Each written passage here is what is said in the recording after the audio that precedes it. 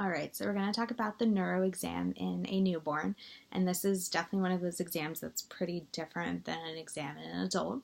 First of all, newborns can't talk to you, so that changes how you assess them, and also we're looking for some different responses than we would in an adult.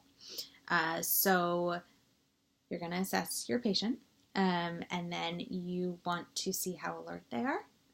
Are they awakened by stimulation or a little bit of movement? How active are they? Are they moving around a lot? Are they very sleepy and not moving at all? Are they jittery? In preemie babies, this can kind of be their normal. In a full-term baby, it could mean something else, but sometimes it's just how babies are. Looking at their breathing. Periodic breathing, like I said before, can be normal. So pauses up to like 20 seconds can be normal as long as it's not associated with anything else like color change or, other things like that. One thing in infants that is very different that we're assessing for is how we assess their cranial nerves. So babies have some reflexes that are normal, like the rooting reflex, so they want to eat. So if you stroke the side of their cheek, they're going to kind of turn their head to that side because they're looking for the breast. They want to eat where that, stimulus is coming from.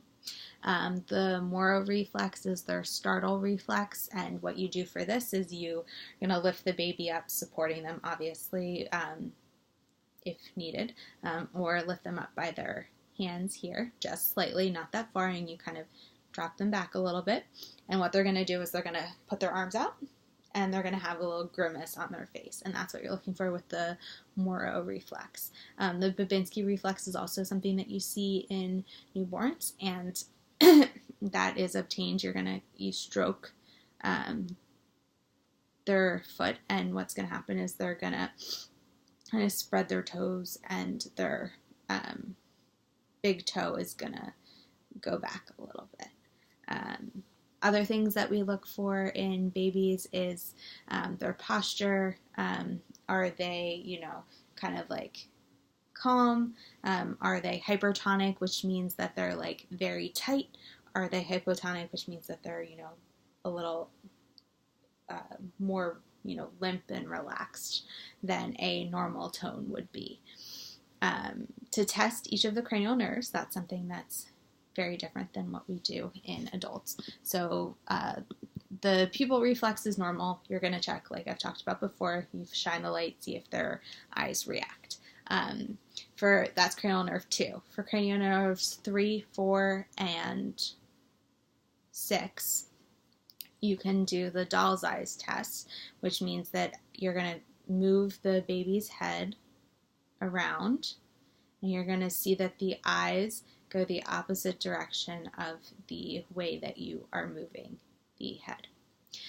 Cranial nerve 5 and 7, you're going to look at the sucking and rooting reflexes. So for the sucking reflex, if you put your finger in the baby's mouth, you expect them to suck on it like they would on a breast, and that's the sucking reflex. And then the rooting reflex we talked about, where you lightly touch their cheek, and they're going to kind of turn to the side where you are touching. Cranial nerve 8 is responding to noises. So you say something on one side, then they're going to kind of turn in that direction of where the noise is coming from. And then cranial nerve 9 and 10 is the gag reflex, and that can just be obtained, by a finger in their mouth or a tongue, depressor that's small, or, even like a little suction catheter or a Q-tip, little things like that. But you just want to make sure that the baby does have a gag reflex. So those are all things that you're going to look for in a newborn neurological assessment. One thing that you might notice that is an abnormality would be if the baby's having seizures, and they do present themselves somewhat similarly to what you would see in an adult, with some of the shaking and other presentations along those lines. Just something to keep in mind. Thank you.